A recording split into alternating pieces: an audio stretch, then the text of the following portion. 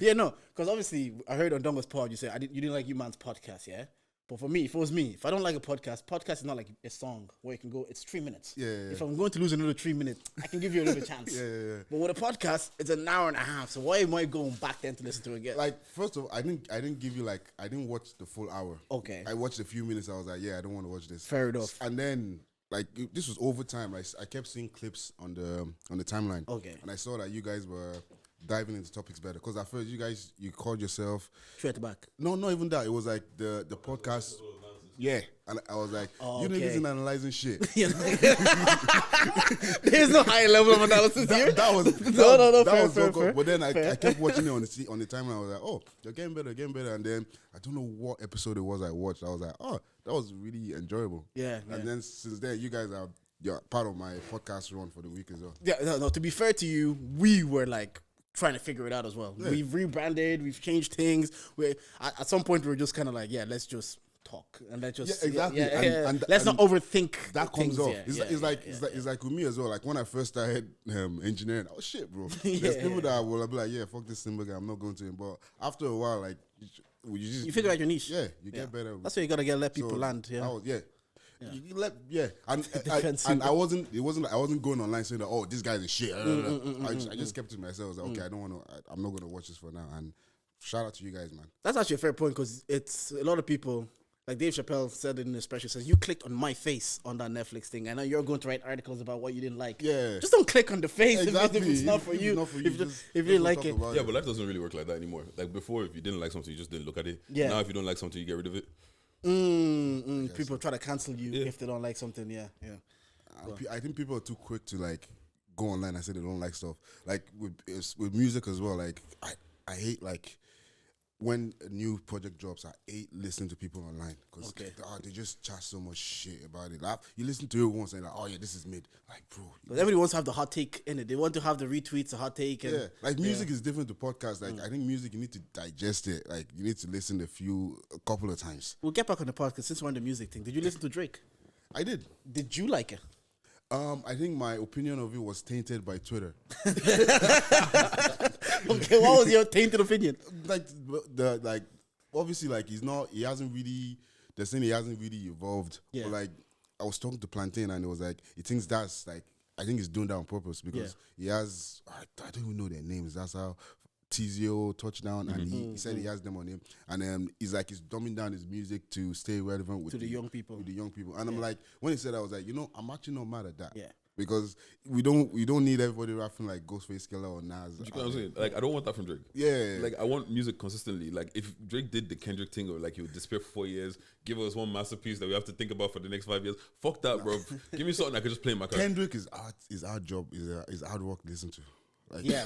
No. It is. It's very digestible. It's not digestible at all. Yeah, like it's really. Oh, he said this. Oh, he's referencing this. Nah, bro. He's talented, bro. I don't listen to that. Do you get what I'm saying? Like I always say, with Kendrick, you have to damn near listen to the whole album. Whereas Drake, you can listen to Drake anytime. Like, bro, you're just driving. It's a quick 10-minute drive. Slap on some Drake. Exactly. Yeah, and for the longest, I used to deny that. Oh, I don't like Drake. But like when they introduced the Spotify rap, that nigga was #1 every single year. And that's how you stay relevant for however many years. Because Drake will come out, he'll give you the English Drake, Drew Drake, then he'll give you Canadian Drake, then he'll give you American rap, then he'll start singing for you, bro. Like that's how you stay relevant. Even the techno house project that he dropped, I still play that till today. At first, obviously with Twitter, oh, this is shit. Shut up, man. Just listen to it and take it in. It's a dope project. So like, even with this one as well, I'm gonna go back to it after all the noise has settled down and take it in for myself. Yeah, my thing with Drake is Drake has earned the rights to do whatever the hell he wants. Like he's Drake. He can do, but sometimes I don't think what happens is I see on Twitter, like especially my friend Sam, like I should preface this by saying, because he's gonna call me a hater. I should preface by saying Drake is objectively top 3 rappers, like hip hop artists of all time. I think it wouldn't. Ooh, whoa! Objectively, I think it's him, crazy. Kanye, and Jay-Z have the biggest like fight for who's the #1. I put Drake. He's not in mine. He's not mine. I've said it on the podcast. I have people above Drake. But the thing is, I think Drake is a big shout, but like when you think about 20 years of the era of dominance, music, I'm trying to deny it. I'm like, I think he has a claim. I think 3 people have a genuine claim. Kanye The greatest: Kanye, Jay, and Drake. If anybody has them as their one, I'm like, I can hear it in any case. That's so mad. Who would you say is #1 though? For me, it's Kanye. So for me too. For me, I have Kanye J in my personal favorite. It's not who I think is best. It's Kanye J Cole and then Wayne and 50. I used to really love J Cole. Yeah, I still do. He has the best verse in our project. I used to like the way he moves these days. It's not really for me, but the verse was dope as well. Yeah, but 50 will be in my 50 and Wayne because I grew up on them. Yeah, because it's not so lyrical. Yeah, well, just I say all of that. Yeah, but I don't think we need a 444 from Drake. I don't think so. I don't think we need a whole album him talking about his life. But a song or two would have been fine. No, but you know what it is. A song or two, I think would have been calm. But Drake is the like. When you talk about stereotypical rapper, Drake is that. Like, Drake is like the final boss when it comes to rappers. Yeah. You know what I'm saying? So, like, let him, like, and they always say rapping is a young man's game. So, you kind of got to stay young. And you kind of got to. And even like, we're saying 1 to 444, like, over like his last few albums, like he will have like 1 or 2 tracks where he's like rapping about his life. He's like telling us a few things, letting us in. So it's like people should just shut up. So you think the Joe Budden criticism wasn't fair on him then to say you're 36? Did you hear what Joe Budden basically said? You're 36. Why are you still making music and sleeping with 25-year-olds? Sleeping with them? I don't think it was fair. But I have a theory. I think they planned that shit, man. Because Joe Budden loves Drake. Facts. He loves Drake. And they already had their beef as well. Yeah, they had their beef and Drake didn't even respond. So why is it this one is responding to? I think they were in the DMs there. Yeah, Joe, go off and I reply as well. That's a good point. We'll get these niggas talking. That's a good point. And you know, these are niggas that crack the internet, bro. Yeah, no, I hear it. But yeah, Drake again, he can do whatever he wants. But I just don't think sometimes it's like, I understand people saying like we need more depth from Drake. I just don't think he has to do it. Yeah, he can make music with Bad Bunny and still he can remain where he is right now, doing whatever he's done, which is like this is what Drake does. This is the music he's been doing for a minute. So I don't know why people all of a sudden expected. Drake has always had he's always had pushback. When he came out, they were like, "Oh, you're rapping. You look like a nerd." Yeah, and then he went with it. It was like, you know what, I'll keep doing it, and he became a macho gangster. They were like, "Oh, why are you doing this?" Like, this is what I'm doing now. So I was like, yeah, Drake talks about killing niggas a lot. Yeah, because he won't have to do it, but he knows someone. He does it in a poetic bit way. But like, you're like, "Oh yeah, I like that." You know, look, if there's one thing I love, is violence that sounds beautiful. Like, it's the best kind of rap. Yeah, like Sench says one line. He said, "We don't do irrational get backs. Creep up clean when you least expect it." I love that. Do you know what I'm saying? That's like, intelligent. what's good? Drake was it on Fair Trade or something? It's like, you put some money in my head. Yeah, okay, we're going to see. I don't even have to put money on your head. My niggas owe me. What? It's like they're looking to do it. They're hitching. Nah, man. Shout out that Drake. guy. Shout out Drake for Pop real. intro? Yeah, let me pop an intro, see who we have today. Anyways, we are here today. We are charged to the game. This is the podcast with the highest level of analysis the culture needs. Bang, bang. I'm Uncle J, but you mans call me Jordan, and I'm here with... You know, it's your girl's favorite voice, Big Deji, nigga with the Midas touch. And you got Big Simba in the house. Come on. Okay, You know what? You're the person that made me realize that you can call yourself whatever you want. Why? Because I met you as Tunde Esho and everybody called you Tunde Esho. Yeah. And then one day was Simba. And then now everywhere we go is Simba. Yeah, I had to rebrand. You know, Tunde Esho was that guy that was making music, and Simba doesn't. Oh, you were making music? Yeah, man. Like, as in, like, obviously, you were rapping into... Yeah, bro. The first time I met Simba, he was performing. Where's the music now? Oh, it's not. It's gone. If you bought the CDs, you have it. How did you then pivot and find your lane to this is what it... I always wanted to do this. Okay. But I needed to like use myself as like learning. So you were rapping on the beats that you're making. Yeah. I guess you're getting high on your own supply. Yeah, yeah, exactly. And then like after a while I was like, yeah, I don't want to do this anymore. I think when rap was changing, when rap was going to like the double time, I was like, when Atlanta took over. I was like, I don't want to do this. This is not for me. And then you found your lane that you produce now, and you've actually like overall you've been an OG of the space or the scene for a minute, because the pod you were here since there was like Young Theory pod, Records pod, of course, yeah. You were here, and then you're seeing her progress. So you're just within the podcast itself, the game itself. How are you seeing it go from where we were to where it is now? I don't know. I was on Dongo Spot. I was saying like I just think people want to listen to it now. Yeah, there was those, and then for us podcasters, anyways, we didn't take it as serious as we do now back then. Yeah. Everybody was doing an episode whenever they felt like doing it, whenever they could, kind of thing. Just Yeah, but it was free back then. Yeah, it was free back then. Everybody just go to someone's house on a Saturday off time, and like for us, no like expectations. Oman was more therapy, like because when we started, there was 11 of us, 11 guys. Bam. So like we just be coming in and talking about topics, and it's like we're just letting our feelings out. Yeah. So it was good for that. And you might have the timeline talking though at the time. Everybody was kind of, I guess, nobody really knew what it was, but you're hearing people that you know, kind of give you a conversation piece that you can feel like you're a part of. Yeah, and we didn't have visuals; it was just audio. So like people are just listening. People are trying to guess who's on. Yeah. That's why we had to call. We're like, okay, niggas, there's too many voices. Right? How'd you make that decision though? To be like, all right, we need to cut down to. I bet you some people just didn't show up. Yeah. That's true. The cream rise to the top. Whoever really wants to do this, will come every day. Yeah, because the first episode is calm, it's fun, everybody wants to be there. Second episode in, third episode, bro, man, that's long. You start weeding it out, then you start seeing people that are showing up, but they're just showing up. It's like, all right, bro, you don't need to be here. Yeah, they're doing as if they're doing you a favor. As if it's like you're asking them to do a chore. You're like, yo, bro, you're doing this in your own free time. But Simba, we have a quiz for you. We always do when people come on the pod. Do you have a quiz? Yeah, I got some questions. Okay, 5 questions. You have 1 life. Well, 2 lifelines. 2 lifelines. Well, lifelines. You guys. Ask Deji, ask me. We don't know each other's. Can I phone a friend? No. Actually, yeah, you can phone a friend. No. They can't use Google. They have 10 seconds to answer. Want to go first or should I go first? Yeah, you can go first. All right. First question. You're a United fan, aren't you? Yeah. Who did Sir Alex Ferguson succeed at Manchester United? Oh, I have no idea. It's some shit guy. Ron Atkinson is the answer. Yeah. That name sounds very familiar. Yeah. Number 2, finish the lyrics. I always do one from our scene anyways. I let these niggas do the talking on talk a lot. I let them niggas do the hating. I don't hear the noise. What rapper is that? Joe Vinci. I don't know. Bro, I mix a lot of music. I don't listen to a lot of music. So do you want to ask Deji or do you want to... Do you ask Deji. What's the question? Oh, finish the lyrics. I ask you know. Like you can't ask You me. can ask him. I let these niggas do the talking. I don't talk a lot. I let them niggas do the hating. I don't hear the noise.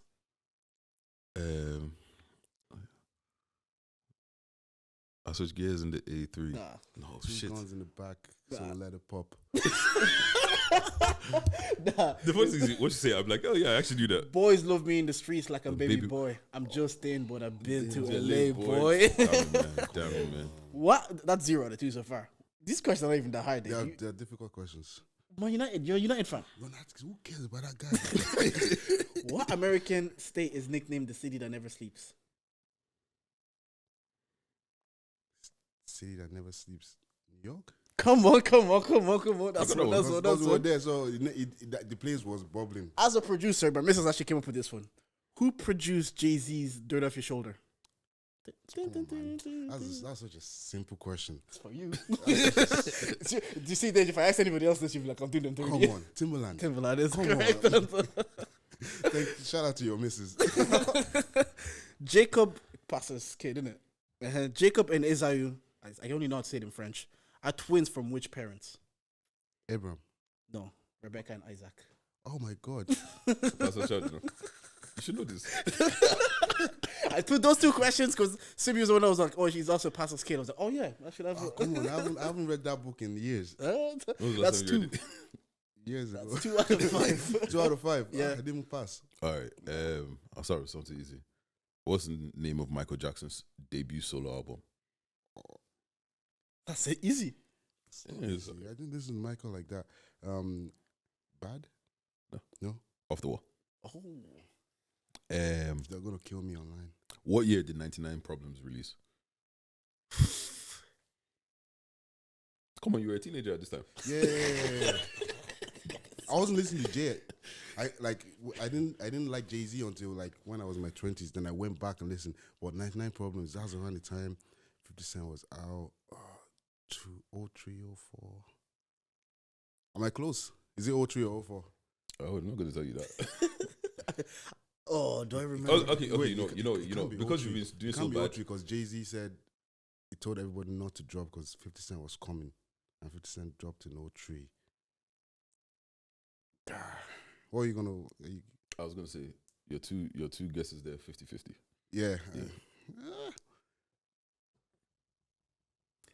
It dropped in February. 04? No, 03. Wrestling fan? No. Oh, okay. I didn't watch that shit. Right, wrestling. Wait, you're the first person I know that didn't watch wrestling. I'm lying. I love wrestling. But I'm not gonna know the question. But Oh, you know the question. That's the What's question. Booker T's special move? Oh my God. Oh yes, I know. You can ask Jordan. No, wait. That's the dance move that he does. No, his finishing move, like his finisher. Oh my God. I know the dance move is the spinner Rooney. Yeah, I knew that's what would come to your head. Oh, what is dance move? It's not. It's not. You can't see. No, because you used to look at his hand. You used to look at his hand. Oh, man. I actually don't know, you know. Finishing move. You guys will kick yourself because it's pretty easy. Yeah, I know it's pretty easy. I have no idea. Scissor kick. Scissor kick? That's a shit finishing move. That's a shit finishing move, man. How many did you get yours? What's it? How many did you get? I have one left, no? He has one left. Oh, one left. Damn. All right, we could go. Are you into movies? We know when the question comes up. I have one sports, one movies, and one football. Maybe football. All right, cool. Have you seen sports Beckham documentary? Yeah. All right, cool. What year did David Beckham leave Manchester United? 2003. Bang. Oh, how many was that? I didn't need to watch the documentary. I got two. You got two. So I got passed. 2 for me, 2 for I passed 40%. That means you're not top of the leaderboard though. Nah. Newbury last week got 7. If it was just music, I think I would have done well. Yeah, that's all these Western questions you're asking. We gave you a biblical one. You grew up in the church. Come on, bro. I told you I haven't read that in years. You said you grew up in the church. That was like a layup. I was like, yeah, you're definitely gonna get this one. I haven't read that in years. Can I ask you a question? Yeah. Go on. Obviously the scar. Yeah. Yeah. The crash. Can we talk about that? Yeah. We can talk. What happened? Like, can you actually explain the story? Because I saw it when it happened, but I don't actually know what happened. Yeah. No, it was when I was an artist. So like, I was in studio for like 24 hours. I had like bare producers in making beats for the thing, and I was dropping people back around like 3 in the morning. So like, I drop people in town, Navan. Then we'll go to Dundalk, like my last stop, and then we're like 10 minutes out, and then my eyes just closed for like 5 seconds. Jesus. Next thing I know, the car was flipping, and then I blacked out, and then I woke up on the road. So I had I went through the windscreen, and my head was sliding on the road. What the? Yeah, it was crazy. Because even as I passed out, and what woke me up was I had 3 other guys in the car. One guy was in the front, and another guy was in the back. He's crazy. He was sleeping, like he was lying down, so he got fucked out the back window. But the guy at the front, he said after everything happened, he just undid the seatbelt and got out the car. And yeah, whoa, this sounds like a movie scene. Some players at the back, and you just undid. Like he said it was in there as everything was flipping. He was like, the girls would say that give them the ick. Girls would say that gives them the ick. Oh my god. Like, they said he just undid his seatbelt, and then we were thrown out onto the road, and then he was calling our names. That's how we woke up. And then as soon as we woke up and moved to the side of the road, bare cars started flying down the road. Bare cars, bare trucks and everything. So this is Norway. Yeah, this was on the M1. So imagine if he didn't call us, like they were just trampled over us again. So it was like, it was crazy. And fuck the government, because they sent me a bill. For what? For the ambulance coming out. And for the road, because I went from this side to the other side. So they said, "Oh yeah, you destroyed the partition, and we have to." My nigga, I nearly died. Why are you killing me? We didn't pay it. We looked at it like, yeah, get out of here. That's crazy. That's insane. Wait, how long then did it take you? Because I had a friend that was in a car crash, and she was like, not a friend, she's someone from work. So she was in a car crash. I love that. She's not a friend. But then they said there was like PTSD that comes with that, like about driving again or getting into a car again. We were living in Birmingham at the time. I was taking the train. Jesus. I was like, I'm not, for like 6 months, I was just taking the train. I would not drive. Like, I would get in the car with like my parents and one of my boys. Mm-hmm. That was it. But for like 6 months, it was just train to Connolly, then Lewis to the studio. Just that's what I was doing for like 6 months. What was recovery like? I was in there for a week, and then they said I should stay at home for like a month. But you didn't listen. I couldn't do that. I had an album to work on. What is the album today? The album it did its thing. I sold a few copies. We made money, and yeah, we thank God. But it was a mad situation. Yeah, it was a mad situation. How do you overcome that though? How do you then go from, you know what, fuck it, let me just get in the car finally and be driving? I don't know. Like back then, especially, there was no like mental health or therapy. That. You just kind of do. And like I have to say, like being in the church helped as well. Like. Because, we pray about a lot. My dad would be like, oh, it's okay. You don't need to worry again. I'll be like, yeah, I'm worried. He's like, you can say that as much as you want. I'm still worried. Yeah, I'm worried. But I like the accident happened like April. Yeah, it happened like April. Like it happened like on the day it happened, my sister was giving birth.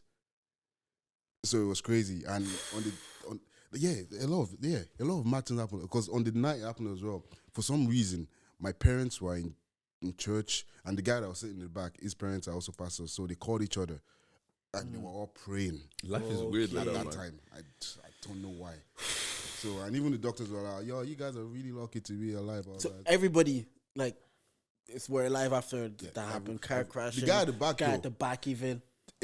Blood stopped flowing to his leg. So his leg was mad swollen, and they already came and said, okay, we need to cut it off. He already signed everything. The guy was in tears and everything, and then they wanted to do it. They said, okay, we're gonna do the last test. They were like, oh, everything is looking up. So they're like, okay, we'll wait off for a while, and then he made a full recovery. So his leg's good now, yeah. His leg is good now. His leg is good now. Yeah, that would have been very shit if they caught his leg. Well, yeah. It would have been very shit. Like the guilt I'll be feeling will be mad. Oh my god. Car crash is always weird to me. Like, thankfully, I've never been in any crazy ones, but it's just like, I don't know. I just like, because everyone always says, oh, the moment it happens, everything just slows down and this and that. Nothing slowed down. What the fuck? No, it was slow. It was bam, bam, bam, bam, bam, fast out. And you're there on the side of the road like, fuck, I'm bleeding and shit. Nah. None was slow. Like, I had cuts all over my body. It was not pretty. You remember your first time driving after? No, that's how much is like I'm like so over it now. So like I thank God for that, because I like driving. Like Before the pod, you're giving out that you want to be driving wherever you want right now. So like flipping up. I did not know that. Like, I would have never asked that question to this guy, because I wouldn't have known there's any background to it. Oh yeah, no, it was bad. And even in the hospital, after I was there, I was like, oh, let me even see what it was. I took a picture. I was like, damn. And then they did the nurse was she's a crackhead. Because like they were doing the stitches, like you're meant to put someone under. She didn't put me under. Like, she stitched it while I was wide awake. Was it hurting, or because the adrenaline must be pumping through you? It was painful. Jesus. It was painful. That's actually a bad story. I did not see that coming.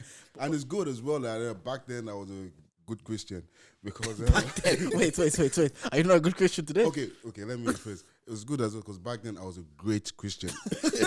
I'm a good Christian now. Why'd you fall down?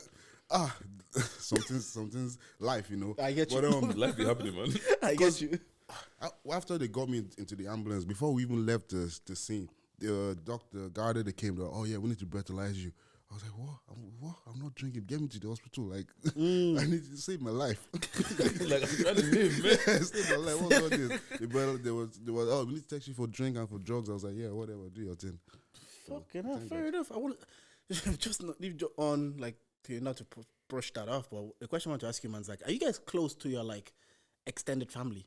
Because I was at my grandmother's 80th, like, maybe last weekend, was it? Yeah, shout out to her, man. Yeah, she was, like, all my family were there. I'm not really, like, close with them. Yeah. They all live in France and Belgium.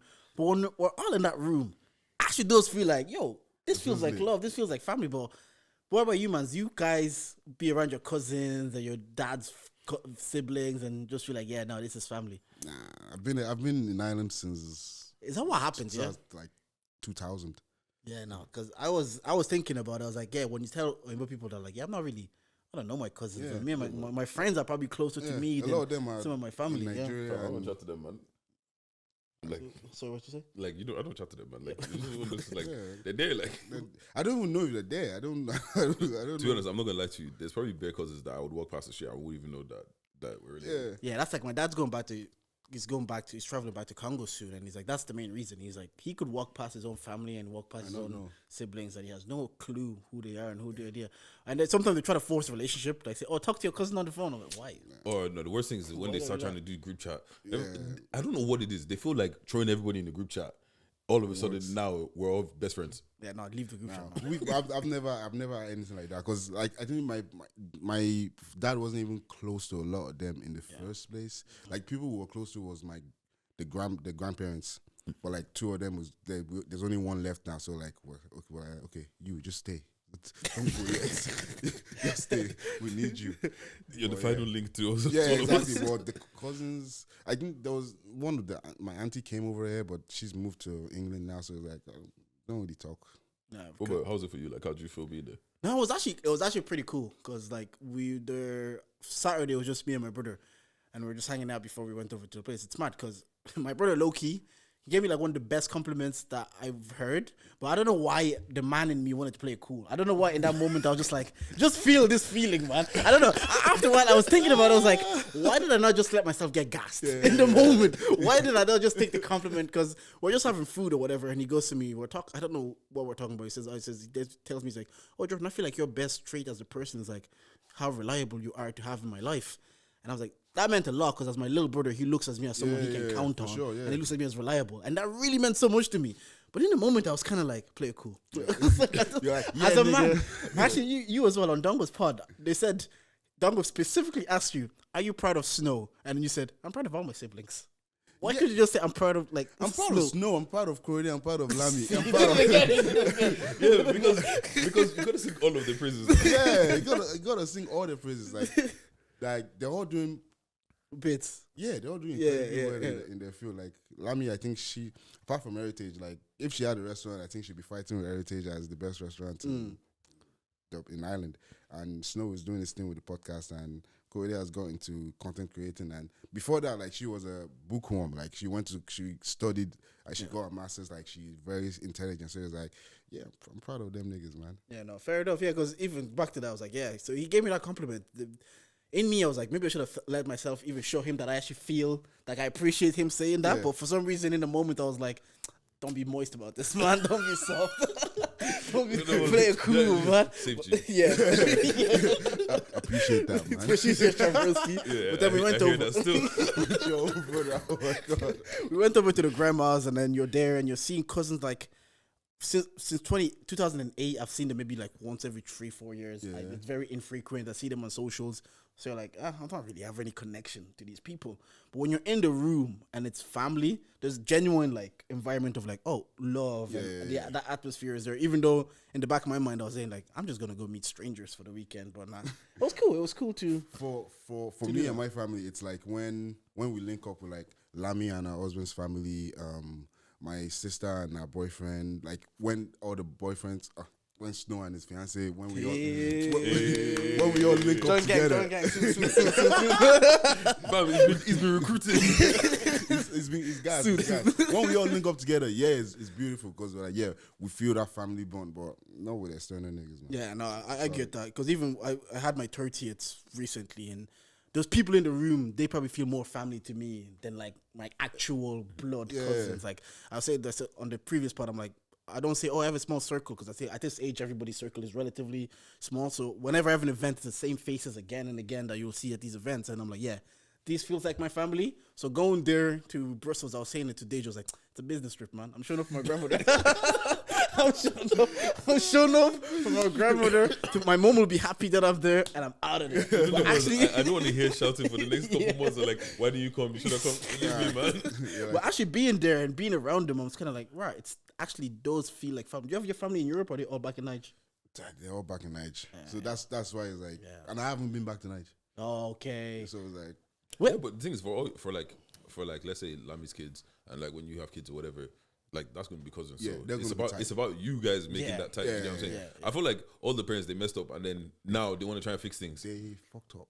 And like I don't understand how you get to a point of beefing with your sibling, and now you're telling me I can't chat to my auntie. I hate that shit so much. Like, why do you do that? Like I got close to my aunties, I got close with my uncles, and then they would do something to them, and then like, don't talk to them again. We're not talking to them. I'm like stop using me as a pawn in your beef. Yeah, I'm like, I kind of like that nigga. You know what I'm saying? Okay, because the thing is, so for the next 5 years, I'm gonna forget about them. But when you guys are cool now, you'll be like, say hello to auntie. Yeah, no, forget it. Like, keep it consistent, please. And do you think with like having family in Africa, I have friends that have family in Africa, there's like also an expectation to help out the extended family, whereas I don't. Like my family that I know anyways, they're all in France and Belgium, so nobody expects anything from me. I don't expect anything from them. When we link up, it's just all love. But I don't know if you have like family to say, can you send money? I'm your auntie from this corner. No, like I have here. Like the cousins, like maybe my dad's brother's son or something will find me on Facebook back in the day, but like,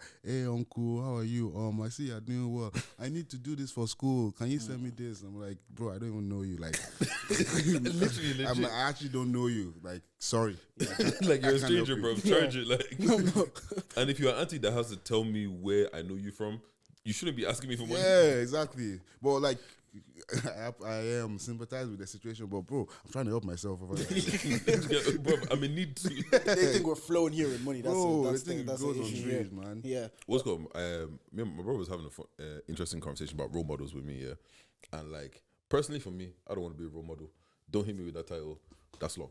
Do you get what I'm saying? Charles Barkley said the same thing. I hear Yeah, because I don't see a benefit from it. However, someone like you, pastor's kid, choir, you are forced to be a role model regardless. So how do you feel about that? It didn't bother me much because, as I said, when I was a great Christian, so I could live up to expectations back then. So I did everything that was expected of me and more. To be honest, like I was in the church every time. So, but it's like when you step out of it, you're like, wow, this people are actually placing you on a pedestal that you can't really mess up. You can't do. Yeah, you have an experience. Why did you like Tunde? Yeah, that would, because like they'll say that, but like I was doing stuff as well. Yeah, that's what we always be saying. Yeah. If you knew what to do, I was doing stuff that you shouldn't be doing. I just knew when. I just knew there was a time and a place for me to be able to do that, and there's time and place. Compartmentalize. I hear it. That's what. But like, yeah, being a role model is even now, like people come up to me like, oh yeah, I love what you're doing in the music scene. I look up to you. I'm like, bro, that's good, but don't look up to me too much. like there's only so much I can do. Like you're gonna.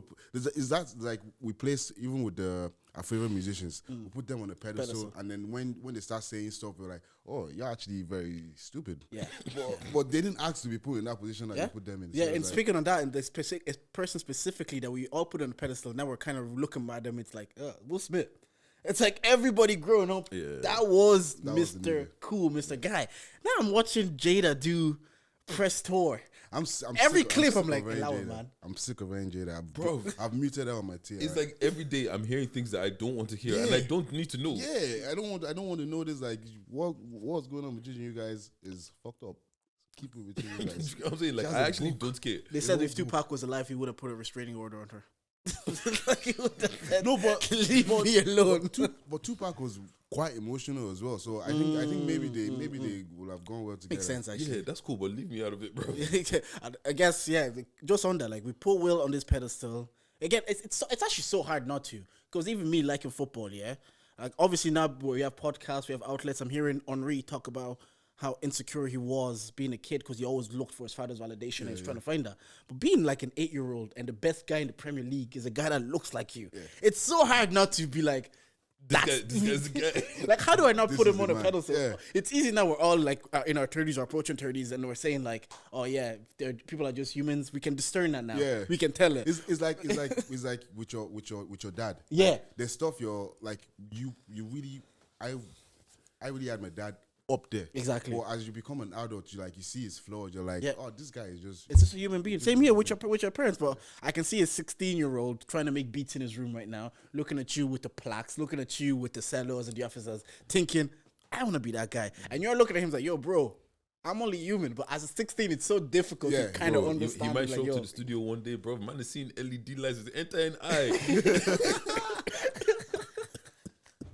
Oh my god! Yeah, no. That's.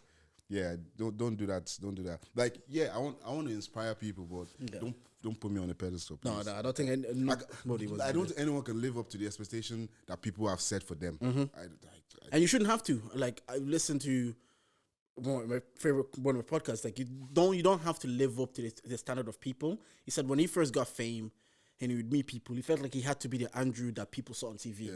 And then the fame went away and he came back again. He's like, you know what? No. I don't have to, when you meet me, I don't have to be the expectation that you have of me in front of you. But again, you have to learn that because people might meet you with like, oh, I have an expectation of what Simba was going to be like based on what I've seen on Simba's Den, on the podcast and whatever. But I'm a prick. 100%. I'm like, people that know me knows that I'm quite a prick. So it's like, I'll be a prick to you and you take it and then we'll laugh about it. That's all. It depends though. Some people might know. Some people they might like don't meet their heroes because that heroes might be a prick to them, and they might be like, fuck that guy forever. Yeah, well, that's just that person's personality. Yeah, it's true. Like a story you even told about the producer that could have helped you, and he didn't, and that resonated with me because if someone is gonna get to where they're meant to get to, with or without you, they will get there. Yeah. So you're better off actually not in that moment, giving them a landing hand if it helps them, because if they make it to where they're supposed to make it, they'll be like, yo, that guy, yeah, exactly. Like, you see, when you say that, you say, that story about that producer. Yeah. No one's saying his name because I would never say his fucking name. Fuck that guy. I'll never say his name. His name could have, because like it makes no sense to me. Like it honestly makes no sense. Because now that I'm in this position and people ask me for stuff, I'm like, it costs me nothing to just tell them, or even all the look and learn class and teach people. But it costs you nothing to do it. Yeah, it's like the source, like. You're scared of giving away source. Like that source is within you. Like exactly. Like my source is different from your source. Yeah. We can learn the same thing, but I will apply it differently to you. Yeah, So I said it to Manny when Manny's on the pod. I'm like, the information that you give people, they might have the information, but doesn't mean they have the work ethic. It doesn't mean they have the know-how. Doesn't mean they know how to apply the information. They just have the information. Exactly. Now it's up to them. If they know how to apply the information, they'll be like, you know what? Who gave me this was Manny. That's the guy. Exactly. So you still continue to elevate yourself because they were able to apply that knowledge. So I like when you said it on the pod, I was like, yeah, that guy just, if someone's journey is supposed to lead them to a destination, you could either help them or they could say fuck you when they get to that destination in the end. But would you consider that guy like a role model? No.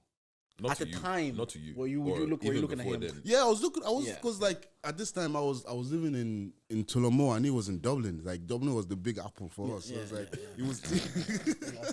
I love it. The big up for us. It was now Tullamore, like fucking rural place. So like we're looking at him like I see him like doing stuff in the churches, doing stuff in like there was a festival before Electric Picnic.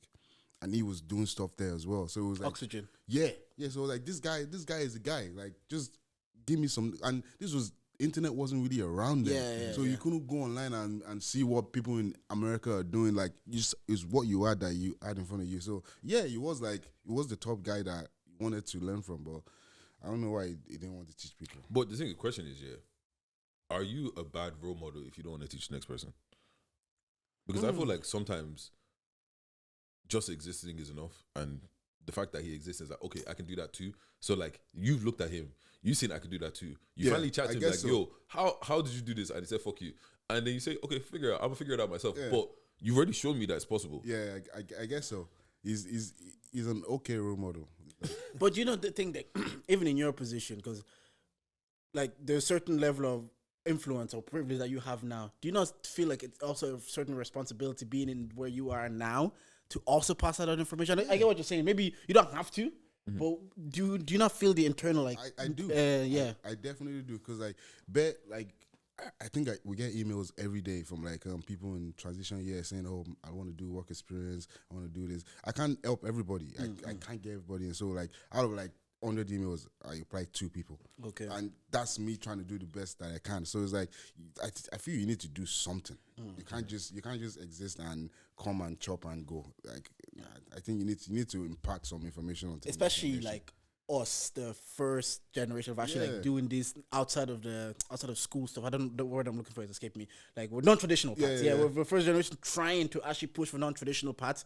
For us now to look at the people that would have loved to have people that were like in our position. Like when we were doing podcasts or when you were doing this, it was like I would have had to love to have someone in that position to go ask them, was like, yo, how do I figure this out? So that's why I feel personally like, there's a 17-year-old that might one day be like, I want to start a podcast. We can't then be like, well, I do a podcast, so just watch what I do, and then you can get the information there. Like I also feel like, no, I can help you out. There's a lot of game that I've figured out with engineering and producing that. If someone asks me, like, it's going to take you like 5 years to figure it out. If I can just tell you now, exactly, you save that time. Yeah. So it's like, and there's no, I guess the worry for people is losing their position. They feel like now you have that knowledge, you might then take the position I have. It's that insecurity that people have within them. It's like you gotta be secure with your art. Like right now, I have like 3 other engineers working in the studio, and I love it because I see the tweets. I see the tweets every day. Yeah, they had sessions yesterday from 9 to like 6. Then I went in from 6 to 9 and did what I needed to do. Today they're all in there like just working away. So it's like, it makes no sense. Yeah, you guys like, and it just you can scale your business so much bigger that way. Because like for the longest, like people have said, oh yeah, you have Jungle Music Studio, it's a business. Nah, bro, it's been a job. Like it's been I created a job for myself. No, Money said the same thing as well. So I'm not an entrepreneur. I have a job. Now it's turning into a proper business because like we have different avenues of people just running it when I'm not there. That's the important. And there's a plan then to maybe have a Jungle Beat studio somewhere else. And Jungle Beat something, or is this the baby is gonna be? I don't because like right now like we have people that come from all over Ireland. So I'm like, I don't want to take it to like Galway or Limerick, like we're not too far. Oh yeah, 2 hours. Yeah. It's a good point. You can come down. Like so I don't think I'll be opening another branch. I don't think. I think that's just a lot of stress right now. I don't need that. Would you open another branch even if it was in Dublin? No. Good, has to be. Yeah, because right now in the we have 2 rooms. We have the main room and we have a small room. So like stuff is going on in the main room, and you can also book the smaller room. So it's like, I don't know how much music you guys want to make. The place is open 24 hours. And for me, I always champion other studios as well. There's other studios you can go to. Everything doesn't have to go to a Jungle Music Studio. Yeah, but I know what you're saying, but it's in the perception and people what people see. I don't want to work with everybody. Okay. I don't want to. Not everybody's music I enjoy. Have you started getting specific now? A bit. Because you tweeted the other day, this guy came to the studio but left the bars at home. You see, stuff like that. Stuff like that is. Oh my guy is crazy. Nah, you've been actually enjoying Twitter lately. Just been. Because I was like, you know what? I'm just talking to myself here. Let me just talk. But then I'm realizing I'm actually not talking to myself. Oh yeah, you'll see people. They'll be like, I saw your tweets. Yeah, some guy last night at the GB and TNT events, he was like, yo, bro, your tweets give me life. I was like, what do you mean? He was like, I love the way you're going on the music. I was like, oh, okay, no worries. I need to fine tune it a bit. But yeah, like that's just honestly. At home is so rude. I said it to him. You said it to I said it to him. I was like, bro, what's going on? Where are your bars, man? What are you rapping about? I said it to him because it was almost wasting both of our times. It was like, what's the point? Bro, my time is valuable. I have employees. They can deal with it. Yeah. Oh, God. Like, how do they take that? Actually, let's on the topic of criticism, because I'm very good at criticism. I won't say it like the way I said it. I won't say it like that. I'll say it in a good way, like, bro, I think we need to stop for a few and maybe just come out and rethink your bars. Rethink your bars. That's not fair enough, man. Yeah. I'm not saying like what you're saying is shit. I'm just saying let's look over your bars. Or bro, come on, let me see your lyrics actually. And then I'm like, maybe take that out. Maybe don't use that. But what if he thinks it's fire though? Then I do this. I'm like, no worries, bro. Yeah. Like I would always like.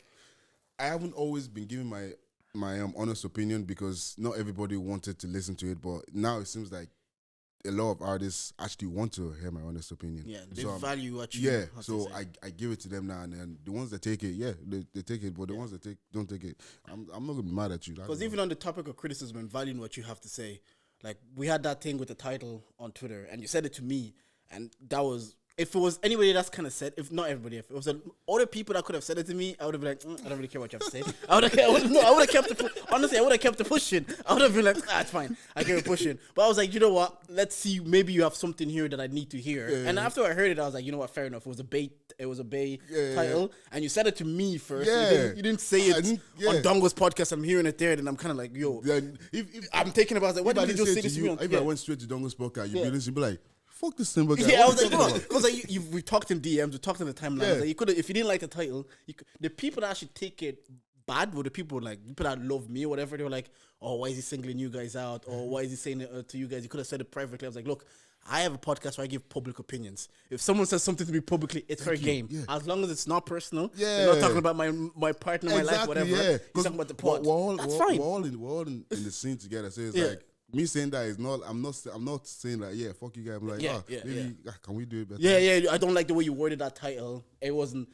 And we had that conversation back with like the topic is like if it was another person, I would have been like, I was on holidays even. I don't really want to have this dialogue. Yeah. Like and move on. But I was like, you know what? Maybe there's something here that I actually have to listen to.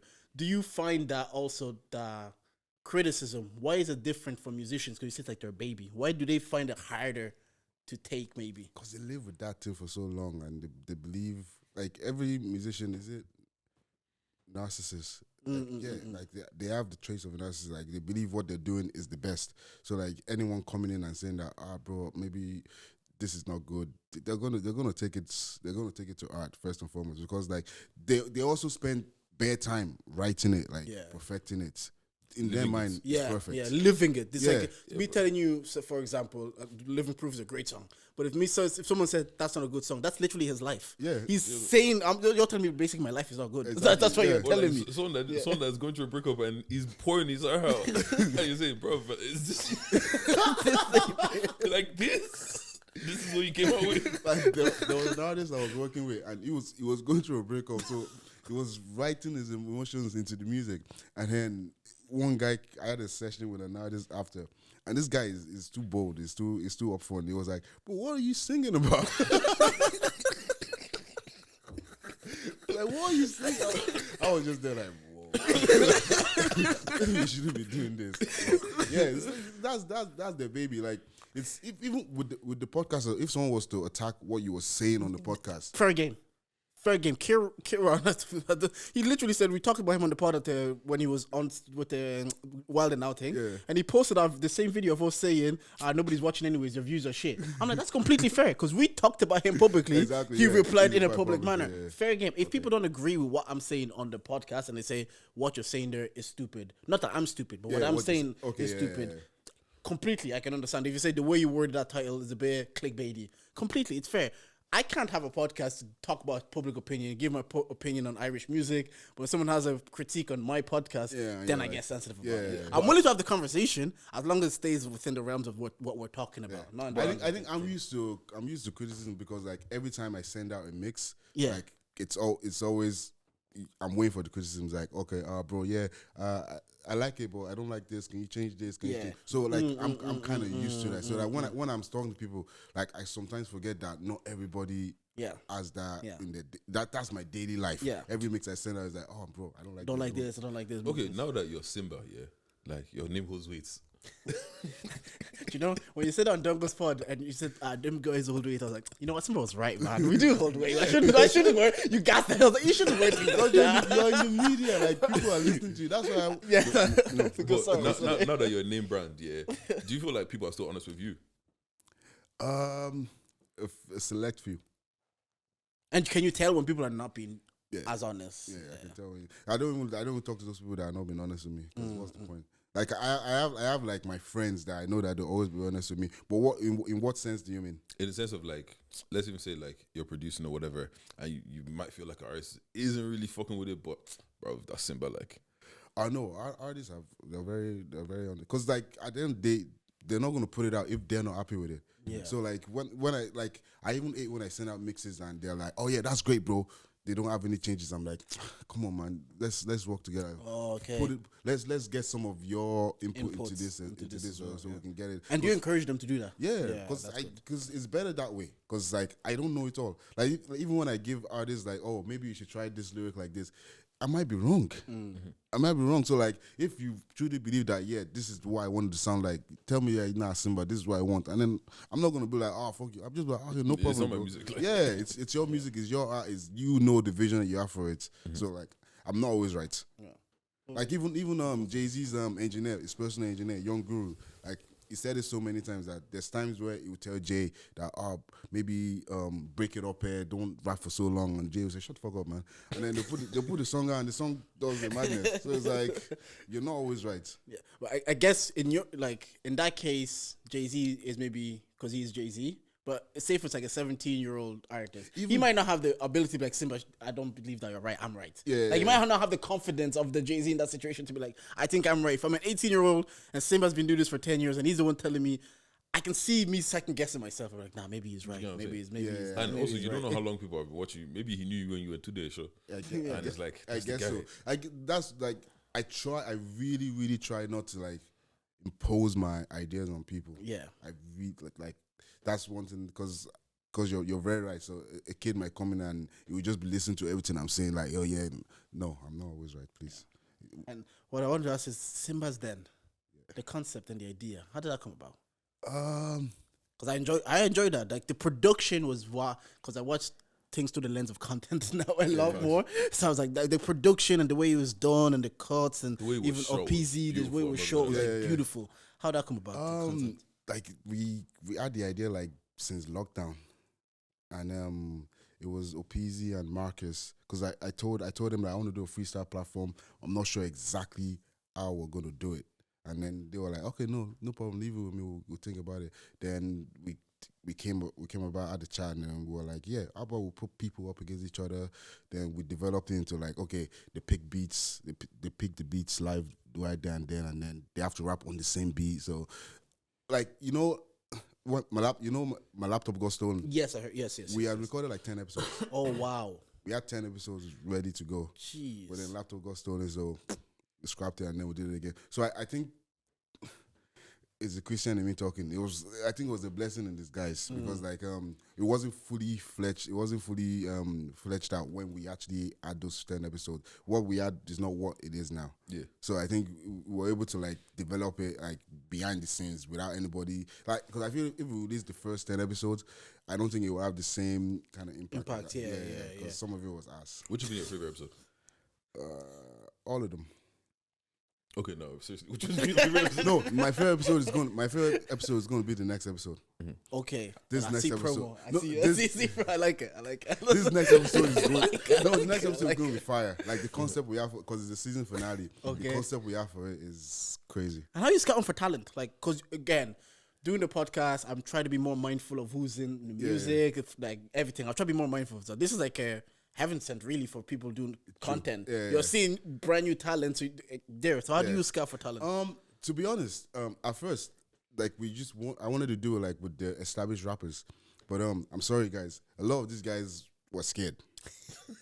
A lot of these guys told me, "Oh, Simba, what if I get smoked?" Yeah, but you So? know, it's fair. I hear it. I don't care. No, I hear it. Do you get what I'm saying? As a rapper, No, as a rapper, back yourself. Yeah. But I also understand, you know what? Be self-aware to know that you might get smoked. yeah. Well, yeah, be self-aware, but like you still bring your A game. Yeah. But we'll get most of them are coming on the next season.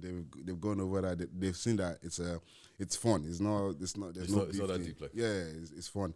But we're finding them because we get them to send us their stuff, and because I work in the music, I know a lot of them as well. Okay. So like, yeah, I know a lot of them. Reggie knows a lot of them because he's doing I forgot music videos. Yeah, he's doing music videos, but he also has a freestyle platform. Damn.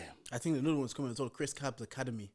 I think he's doing another type of, maybe not freestyle, but another academy. I know Shaq was here and he was telling me. Yeah, even Sly Motif and the lineup as well. Yeah, so there's a few of them. Yeah, I need to find this. Jesus Christ.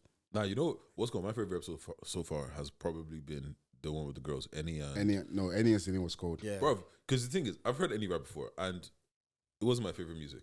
So I wasn't expecting she came out. I was like, when did Any get good like this? Yeah, Any is so cold. Yeah, KTB, Killing the Beat. That's another one. So like through that as well, I was able to find people. But yeah, Any and Sydney was cold. I really like Shaq and King. Yeah, that's my favorite. And Gats and Cuban.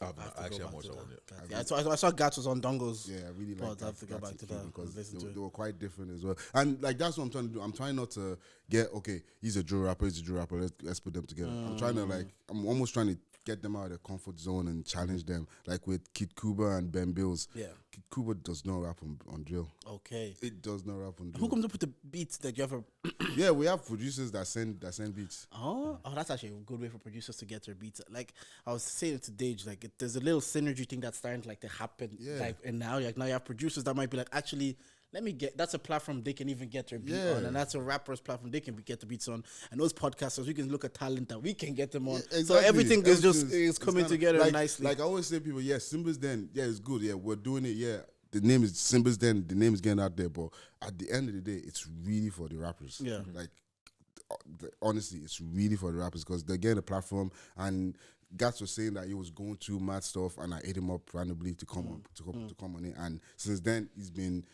putting out more music. So it's like, yeah, it's really for you rappers. But this next episode is fire because the way we're gonna do it. Wait, what day? Thursday is it? Yeah, but it's not going to be out for like another month. Oh, it's not going to be out for another. So you're still working on it. Yeah, but keep an eye out on that.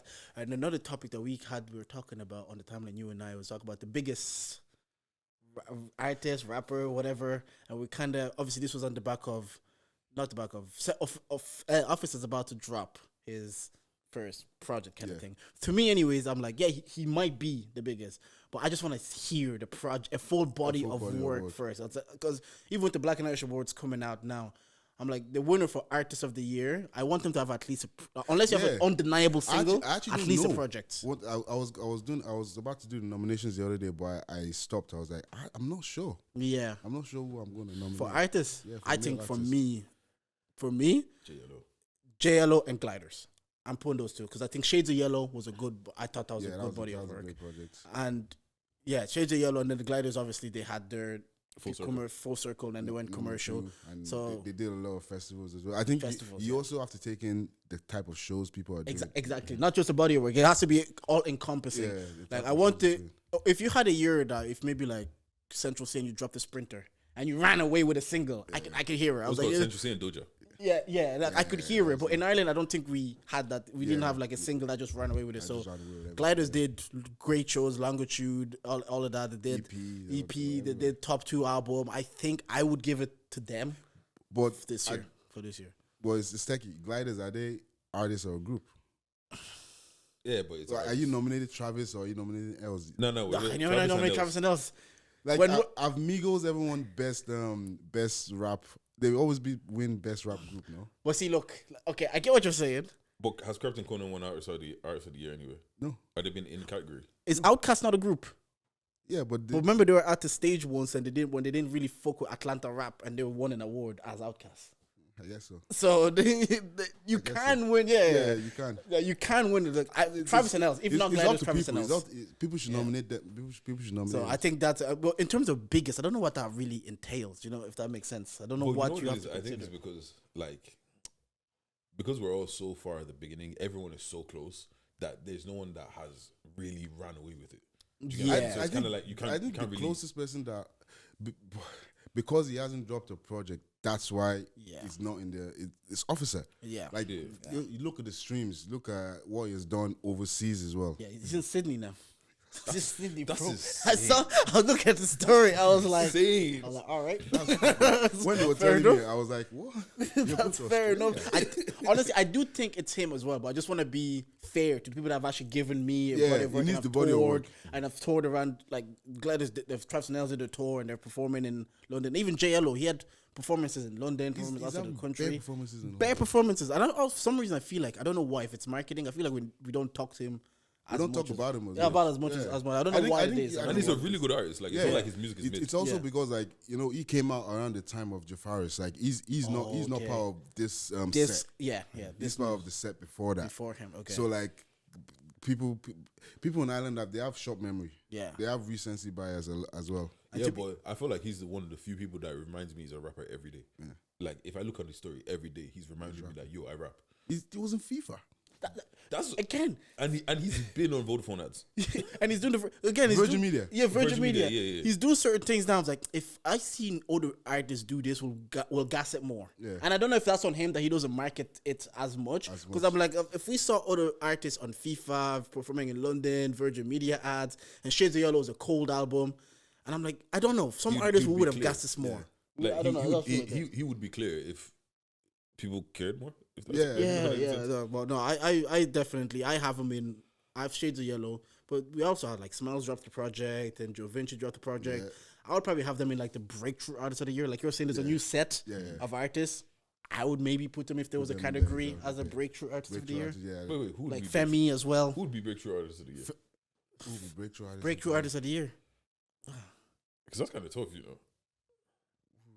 Joe had a hot summer. I remember that summer that he won his project with Joe Vinci. Yeah, and he the way he dropped the project, was very good. Like that, Yeah, I'll but probably like, have him in the break. but I feel like I haven't heard from Joe. Yeah, like since then. Yeah, he did tell me. He did say like, look, you guys will find out soon why I've been quiet. So I don't know. Like, I guess we'll find out. Yeah, soon. but like, because at the end of the day, we're talking about just a calendar year. Do you get what I'm saying? Like, yeah. I'm not saying that he's forgotten about December to. Now. I think it was like from October. According to the way the categories are done, it's from October last year to September 2023. Do you get what I'm saying? And it's all like, of that. because like once again, like I say, like you were saying with Jay Yellow, he reminds me you're a rapper every single day. Yeah. Even Cello, I see Cello on TikTok all the time. He might not be rapping, but I'm seeing him. With Joe, I don't see Joe. Do you get what I'm saying? And I feel like people are quick to forget. And like even as much as if you bang out his tape as much as you want, at the end of the day, it is 6 songs. Yeah. And it's like how many people really go back to it like that? Do you get what I'm saying? So that's why I'm kind of like sometimes it's like. Sometimes just being in people's faces is enough to always make them remind you that yo, this is it. True. Smiles also had a good rollout with the yellow and the control straight. I thought that was a good rollout as well. Music over there is kind of weird because you have a good rollout, but then it's okay. What do you do after that? Yes, I've had this conversation with Deji. It's like, how do you keep it? The drop doesn't stop after the music stops. You just for some reason you have to find a way to. I think Central C did it the best. He will still put Doja and Sprinter in his TikToks. So every TikTok you still saw Sprinter and Doja, and he just kept it going until the next one. And I feel like what we're missing is music videos. Because usually you drop your album and then music video and then music video and then, do you get what I'm saying? Like that's because 2 music videos dropped at the right time. That could be like another 3 months worth of content, do you get what I'm saying? And then you chop that up into TikToks as well, bro. It's because like... But it's budget. Yeah, budgeting and a lot of artists as well. Like after they've listened to us, after we released it, they think, okay, yeah, that's it. I need to move on to the next one. But that's your product. Like that's a product that lasts you for a while. Like, I don't know who it was that. It was like, is it Lou Uzi Vert? Like, he releases a song, then releases another song, but put those 2 songs on it, calls that an EP. Then releases another one, puts those the other and calls that an EP. I think he's been doing that all year. So now he's on a 7 EPs for this year. But it's like it's keeping himself in the. I think it's Lou Uzi anyway. I might be wrong. Speaking about your product, we currently have product here. Charge it to the game merchandise. What's it called? You can get some beautiful t-shirts, quality, high quality. You can get some hoodies. You can get a tote bag. T-shirts are €25. Hoodies are 40 quid. What's it called? The tote bags are €10, or you can get the clean sweep for 70. Whatever you like. You can hit me up. You can hit Jordan up. You know. Anyways, back to what we're saying. I love that. Look, man, you gotta slide that in wherever. But yeah, like so, like I do understand, and I feel like once again it's because of budget and like we have lives and people have other things to focus on. Life gets in the way. But it really is one of those situations like who was it that was saying here? I think it was Sam that was like, people don't care. Like people really don't care, and you got to remind them that I really do this thing. Yeah, and that's why I feel like I don't understand why Jay Yellow doesn't get his flowers like that, because he is consistently in front of people's faces, and he's cold as well. And he's very good. That's the part that messes me up, because I could see if he was good marketing, but the music wasn't great. I think he's actually a cold rapper. When he's rapping, you're like, and I think his song "Eye Candy" is one of my favorite songs this year.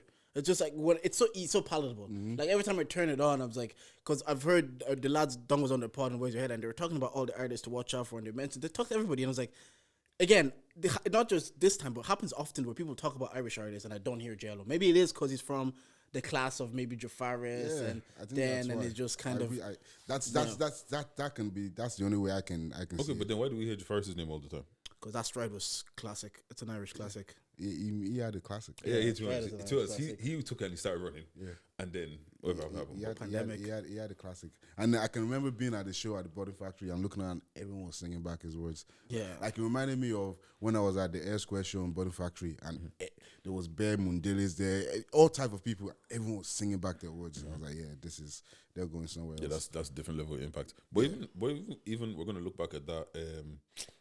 Travis and Els when they performed that. Where was it? Grand Social? No. They performed at one festival. Longitude. And I think it was Longitude. And When Stella came out for that? Yeah. Longitude, You know what? I really get from what I wanted to be there. Yeah. That looked like it I was so popped off. pissed. That's the only festival I didn't go to this year because I was in the studio. Next year, man's working. Next year, I'm joining you, man. I don't know how I'm getting. For free. Oh, yeah, 100%. Because you know what it is, yeah. It's gone to the point now, which this is so weird. I'm looking at all these things happening, and I'm seeing everybody there, but nobody's in general admission. Like before last year, I've never been to a festival. Yeah. And that's because I said I'm not gonna. Oh, you are flipping EP this year then? Yeah. How was that? It was sick, bro. Yeah, did you stay over? I was camping. I was banging FIFA with Zirasco. Oh, this year, Yeah, that was the mad experience. That was crazy. Yeah, I feel like life is getting weird. Yeah, it does. Up and down. Like the highs and the lows are mad. Like you be playing FIFA with Dizzy Rascal one day, then you're in the studio with someone that you don't want to be in the studio with. Someone that left their buzz at home. Isn't that good? That's what grounds you. Yeah. Because I understand like how easy it is to get gassed in Ireland. Like I see it myself. Even when you saying them man hold weights and Fortune saying you guys are staples. Like if I was 22, I could be like, yo, I am. I'm but that nigga. At the end of the day, I'm at home with my missus saying, what are we doing the shopping? Exactly. so it doesn't matter how much weight I think I hold. It doesn't matter that they're saying, you're part of the staple. Yeah. At the end of the day, I'm just like, we don't have bagels, I can't eat egg. I was like, fuck's sake. So it is still good to have, like, you have those highs that you're like, I'm on Soundhouse, I'm doing a live show, but I just talk on the mic. But the next day, you're kind of like, we need to go Tesco and still do the shopping. Yeah, so it is good to have the balance. How do you deal with the highs and the lows then? Do I deal with them? I just take them as they come. Cause I guess because I know that I believe that whenever I'm at the low, the highs is always gonna come back. And maybe that's not healthy because it's like you're chasing. No, I think so. Yeah.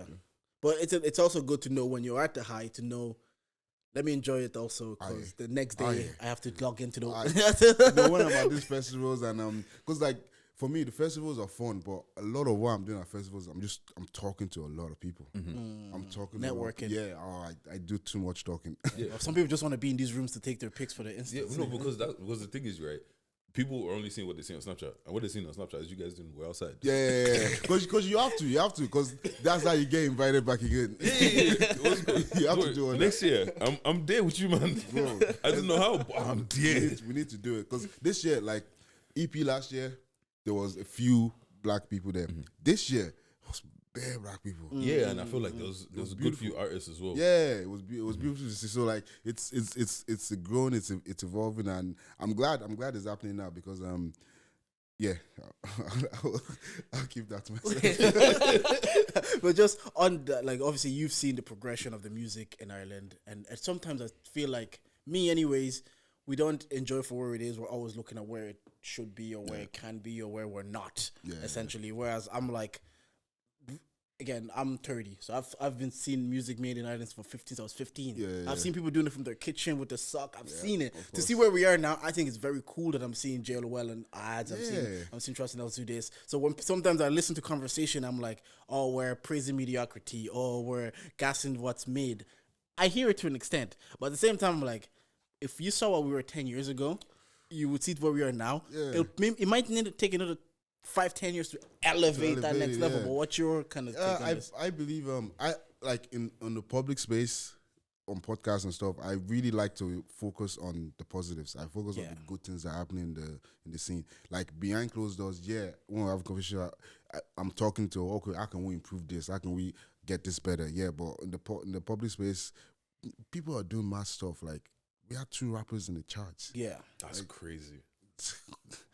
Like focus on that for now. Yeah. Don't look at like, we gas mediocrity. Like we are doing cool things, and that will lift everybody. And even gassing mediocrity, I fully agree with that. We do. There are some people that should not be getting gassed. Like, shut the fuck up. Your music is not what you think it is yet. Like you can get there if you put in the hours and stuff. But yeah, we can't be gassing mediocrity too much. Well, you're going on about focusing on the positive. Yeah, focus on the positive. I should say that. That's happened. He thought about what you wanted to say. You know when you think about what's coming next before you say it, and then you're like, that's not something to say. I engage my brain. I was like, nah, I don't need to do that. Shit, we wanted to talk to you about your fitness transformation. Yes. We saw that actually. Shout out to you because there was a tweet that you had that you're going to maybe not transform, but physically, mentally, emotionally, you're going to be in a better space. Where did that start? What were you at when they said I'm going to do this? I was just fat. Fair enough. I just saw myself. Fair I enough. looked at myself in the mirror. I was like, I don't like this. Yeah. Like this is not good. And that it happened over time. Like obviously running the business is stressful. So like and being in studio as well. Sometimes like you're not taking care of myself for years. I just go in, eat whatever is there. Being there till like 12, 1 and do it again the next day, just keep doing it. So I was okay, I need to take a step back and actually take care of myself because I was looking at other engineers in America and stuff, and they're like 50 years old now, and they're like, oh, I wish I did this when I was younger. I wish I did this. I'll be in a much better space now. So I was like, okay, these people are giving advice freely. Okay, let me actually latch onto that as well. And with my girl as well, and with Yemi, because I followed Yemi, I saw his transformation, and with Aqua as well, I saw, because me and we're pretty close, and I saw his body changed, his mind changed. Yeah. So I was like, okay. I can't change my mental unless I change my physical. So that's why I was like, okay, let me actually go out on this, because this is my first time going to the gym. Like I've always been going to the gym since I was in school, but I'll go stop. So I was like, you know what? Let me actually be consistent with this, because with the music, we learned how to produce and engineer. I was consistent, so I was okay. Let me do. And you saw results. Because of the consistency. So I was like, let me do it with something else in my life. I'm like, okay, I'm liking the results. We'll keep going, because like it's helping my mental a lot. I wake up. I have a set routine in the mornings now. Yeah. And before I didn't have that. I would just be like, okay, I'm in the studio at 9. Okay, I get up at 8. We'll go. All right, what's called? How did you make your routine? Because I always find that interesting, how people actually create the routine that they need to make. I just make sure I wake up. We wake up at 6. Now we're waking up at 5 because we've seen that we don't have enough time. So wake up at 5, go to the gym for like 2 hours. Then once I do that, my day is set. Yeah. It feels so good, doesn't it? Yeah. Or like gym, shower, coffee, and then you start to go. I feel alive. Yeah. I feel alive. Do that, then I open the laptop, look at the emails, see what I have to do for the day, and then go about the day. Yeah. But what I'm trying to learn now, not learn, but with the job with studio, my time, sometimes people extend sessions. Am I meant to finish at 9? They were like, oh, bro, can we stay till 11? So then that cuts into my sleep and recovery time. But it's like it is what it is. Part of the job. Yeah, it's part of the job. I can't change that one too much. But like the getting up at a certain time, I think that's very key. Because loads of time I'll be reading, even when I read 50 Cent's book. 50th Law? No, not that one. The one that he just dropped there. Yeah, with the audio book as well. He said it doesn't matter what he's doing the night before. 5 o'clock is waking up and going to the gym.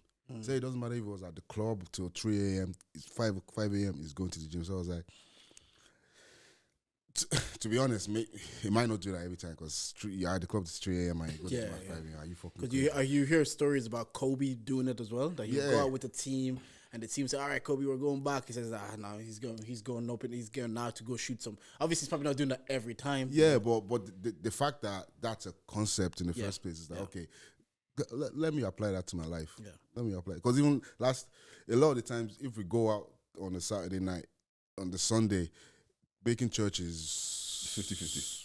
It's like 70-30. It's almost not happening. But like this morning, we didn't go gym because gym opened at a crazy time on Sundays. But we got up and said, okay, we're going to church, because that's. Like we can't be you know, when you tell yourself you're gonna do something and you don't do it, you're disappointing yourself. Yeah. And then when the next time you say you're gonna do something, you remember that time disappointing yourself, and you're like, oh, I'll be fine. That's a good point. Like, nobody died. You just go back to that. So it's like, okay, no, get up. Let's go to church. Keep to that routine, and just I think it filters into every part. It is filtered into every part of my life 100%. So far. Anyways, 100%. I find it the same. I have a gym routine myself, and I think I said it's because playing organized sports when I'm young, having a routine, so it was kind of beautiful. Yeah, it was so good. And when you get older and you're working and you're going home, Champions League is on at 7. Before you know it, it's 9 p.m. It's time to sleep again. You're like, School was great for that. Like school was so great to give you school on routine. I was playing football, hurling, rugby, and Gaelic. Yeah. So Monday to Thursday, I had something to do. Structure. It just structures your life perfectly, and it teaches you to be professional in a way, to be somewhere you don't want to be because it's Tuesday. I have training. I have to be there, so that's how you got to do it. And if you say no, your mom is going to be like, don't you have training today? Like, and I feel like that's why once you leave college or like leave education, that's when life starts getting a bit fuzzy, because this is the first time in your life where you haven't had a timetable. Because before, you didn't think about it. You just, I have school tomorrow. I have school tomorrow. And then I have work tomorrow. I mean, I have college tomorrow. But as soon as you don't have college and you don't have work, you just wake up and it's like, I actually don't have to be anywhere right now. Yeah, you have to create the structure. And for me as well, because obviously we were refugees and stuff. And when I finished college, I couldn't work. So I was just in the house for like 2 years. But what helped me was the music. I turn into a job. I wake up 9. I say, okay, I'm on my laptop till 6 o'clock. So at least that gave me some sort of routine. But once the studio started taking off, the routine was gone. Because people were booking at different hours. Like last summer, I was in studio, like, I don't know, for like 2 weeks straight to like 5 a.m. every day.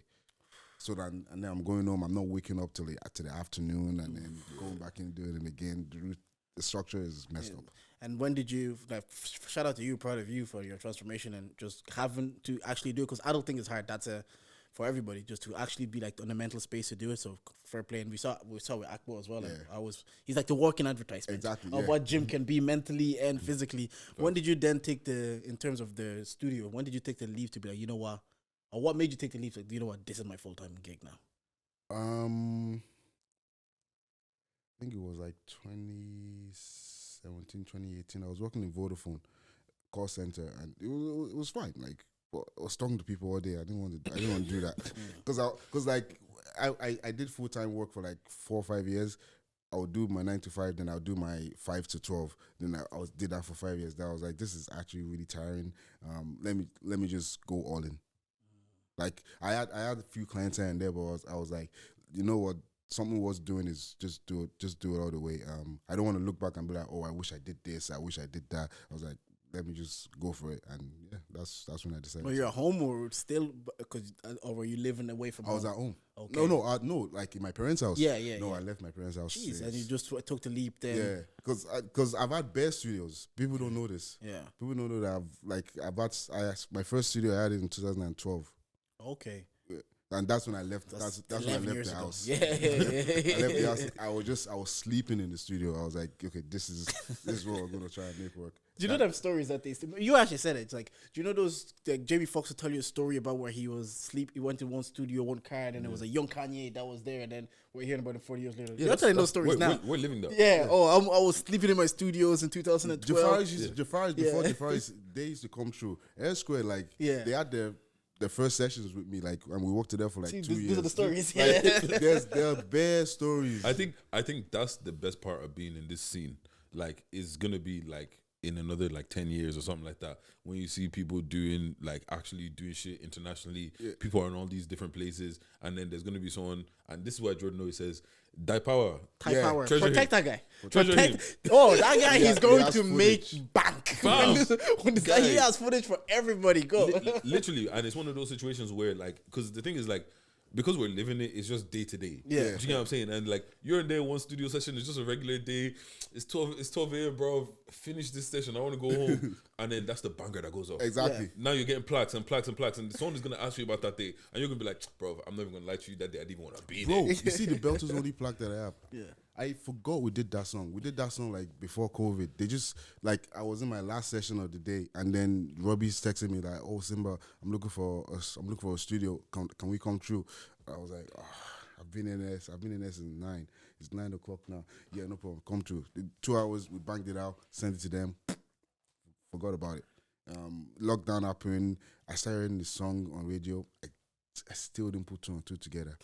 Until one day they hit me up. They're like, "Oh yeah, the song's about to go #1." I was like, "Oh yeah, we did a song." I was like, "Okay, let me check." I was like, "This is the song." Shit, I totally went over my head. So it's like, I think the best things that have happened to me in music is I haven't obsessed about them. It's just kind of happened. Yeah. Yeah. Like even Port Solo, I met him in my second studio like years ago. He came up to do like an album for himself. That's how we met, and since then we've always worked together.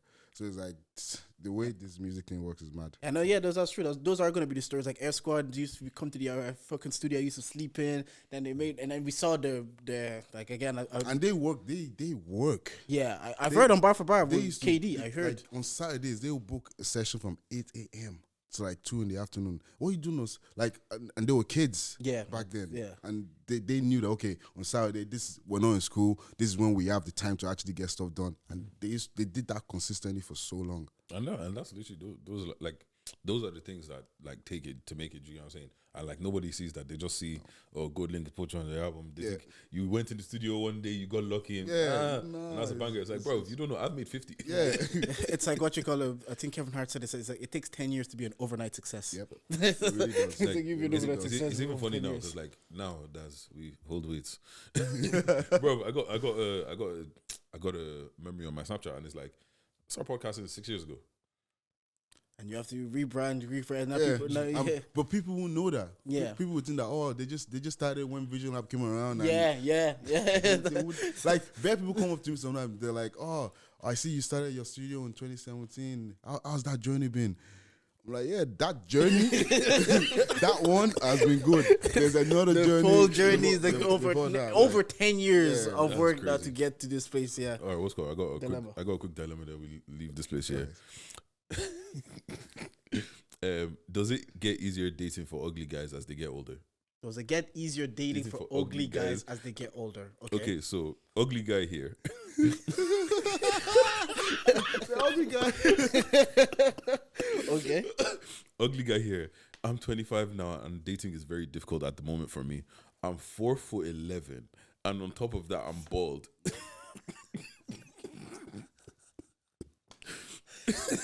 Yeah, I know I got dealt a shit hand.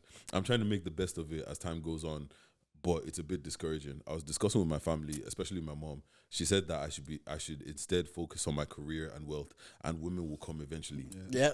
So I just wanted some input. Should I stop trying and solely focus on work/self-improvement? Please help. Thanks in advance. Yeah, bro. Yeah, I think you need to focus on your money. Yeah. And I always believe that like when you're doing what you're meant to be doing, like everything else aligns. Everything falls in place. Like those things actually, not that they don't matter, because it does help. Yeah. However, like there's some man that on paper they shouldn't be getting girls, but those guys are the worst guys I know. Yeah, but the fall through the 11 thing is not helping him because women are treasured. Women are bad. Women are not good people. Yeah, right now they don't like short kings. They don't want to short kings. The thing is, I hear that, but then I also hear from short kings that they're still bagging women. Do you get what Somebody's lying. So there's a disconnect somewhere. And look, if you're 4 feet 11, like go for someone that is 4 feet 5 or something. You know what I'm saying? Like, people always say this. There's a whole market there for you. I know people always say this, but they want the bodies that are tall. Yeah, like you need to know what you can get. Yeah. You need to know what play you're a role. capable of. Yeah, play a role. Well, you're attracted to, you know. If I can get this one, but I'm attracted to Rihanna. I'm attracted to Rihanna. Everyone's attracted to Rihanna. I know, but you have to fight. No, on that dilemma, get your money up, man. I always tell men, just like he's saying, focus on the main thing. Other things will come. Yeah. The people are genuinely attracted to that anyway, to drive and success and ambition. There's a whole group of women that have said, I think on Get the Gist reset, I'd rather an ambitious man than a successful man in one episode. So be ambitious. Well, bro, and you know what it is, yeah? Like, I feel like the moment that you just, like, you find your lane and you just accept it. Stop feeling sorry for yourself. Yeah. Just accept yourself like, yo, this is me and I'm good. Exactly. If you fuck with me, you fuck with me. Yeah. If you don't fuck with me, to the left. Yeah, exactly. Like, when I was growing up, I had a big back. So, like, I had a really, really big back. So, like, that was... What just happened? Do we pause or do we keep going? Resume. All right, okay. There's no pause there. Okay. There's no pause there. Just because that was the truth. So like, all the boys used to abuse me for it. they used to get onto me for it, but then I was like, I just took it. I was like, okay, that's what I have. Like, I'll go with it. And it's me, like, yeah. it's me. At the end of the day, it's you. Like, you need to be secure within yourself, and everything else to fall into place. Like, bro, stop that, man. Yeah, and also focus on money. Focus on money. And like, is it facially challenged as well? Like, he said he started the 4'11" and bald. Hi, Man. I'm ugly. But Jay Huss calls himself ugly. yeah, but he has money. Also, the thing, you know what? And he's Actually, height. go learn a musical instrument. Why? Facts. Can you play musical instrument? You grew up in the I church. play drums. Of What's course. I play a bit of keys. Music is spiritual, bro. Like, Ah. even with J Hus here, you could call himself ugly as much as you want to, but as long as the music is banging, Yeah. oh, there's something about him. There's something about it. I remember playing drums in the church, and then you're behind one girl. You're like, As every the time they just give you a solo, and you're like, oh, I'm about to fuck this up. Come on. You make sure you wear the short shirt, so like when you're playing, your veins are popping. Oh my god. That's why they say the drummers are the problem. They knew what they The were musicians are the worst. The music, they control the church. Like they control what's going on. So it's like, So you know that you're controlling the vibes. You see, you're looking off. You go, okay, I see. I know, bro. If you can make someone feel something, Yeah. all of a sudden they like you a bit more come now. up to you after church. Oh, that was really good today, brother Tunde. I'm like, That actually is true, you know. Because even me, I do it to the musician. I say, yo, Daryl, you're killing them, man. So whenever you're here, the choir is lit. And he's feeling himself. Does it feel as weird well. when people call you brother Tunde? no. Back then, people don't call me brother Tunde now. People hardly call me Tunde. Yeah, Simba now. Yeah, even my mom, she calls me Simba. How'd you get that done? Like you get your mom to call you while you're there. Bro, I'm Simba. I'm Simba, man. Get it, But it's just, and nobody in this house calls me get it Tunde right. anymore. My dad still calls me. You know, he's a nigga. Like You know what? He's not going to I come. know you're not changing. he's not going to change it. But yeah, I haven't. When people call me today, I'm still like, yeah. Okay. You must really know me. It's like, oh, you actually know me? Yeah, Yeah, like, no, for ages I didn't. Yeah, But Simba, like that, maybe that's just Congolese people. Simba could be a name in Congo for sure. it is a name. Yeah, like when I meet South African people, like or Zimbabwean people, they're like, oh, I really like your name. Are you from Zimbabwe? Like, no. Yeah. I mean, no, definitely is a I'm like, name. I'm yeah. Yoruba. I'm from Nigeria. They're like, then how did you? I was like, I gave myself the name. Yeah, bro. Man, Why did you give yourself that name? One, there's two reasons. One, I love The Lion King. I don't know how many times I've seen it. And Top then, 10 movie. Yeah. And then when I was in college, I started growing a beard, and I also had an eye top. Oh, So okay. then one guy saw me. He was like, Simba, rah! I was like, oh, I don't mind. Yeah, I fucking know you. It's just a line. And lastly, before we wrap up, how did you come up with your tag? Simba, I'm surprised to see I was literally just about to ask that, you know. That's a line from the movie. It's a line from the movie, and I got Seravi Mai to say it. And Oh, she's the one that says it. See, these are the stories. See, that's how we synergy. Somehow coming together. she did it in my old studio, and yeah, because I was looking for a tag for the longest. Like I had a tag with Simba, and then there was a roaring lion. I was like, this is dead. Corny. Yeah, I was like, this is. And I'm surprised he's from the movie and you just got her to say, Yeah. that's cool. That's cool. I didn't know. And I think I don't know who said it. Was it Cove? No, it wasn't Cove. It was Cove's mom that was saying it to Simba, and then she was like, Simba, I'm surprised to see you. Because I think it was supposed to die or some shit like that. So yeah. And what did you pick Salavida Mind to say? There was something about her or something there? Or Oh, was she just there? Or she just like, yeah, you do it. Oh, I can't remember. I think I just like her voice because like when she's recording, like sometimes she just be talking shit on the mic. Yeah. And I'm like, oh, that's Yeah, she's a talker. I was like, that's sweet. So yeah, just got to do it. Right, Simba, that's everything. that's We have another booking as you do yourself many times. Look, you're always welcome if you just want to pull up and chat to the boys anytime. So if you have anything to promo. But if you man's made it to the end of the pod and you didn't like anything that we said today, well, you can charge it. Thank you for listening.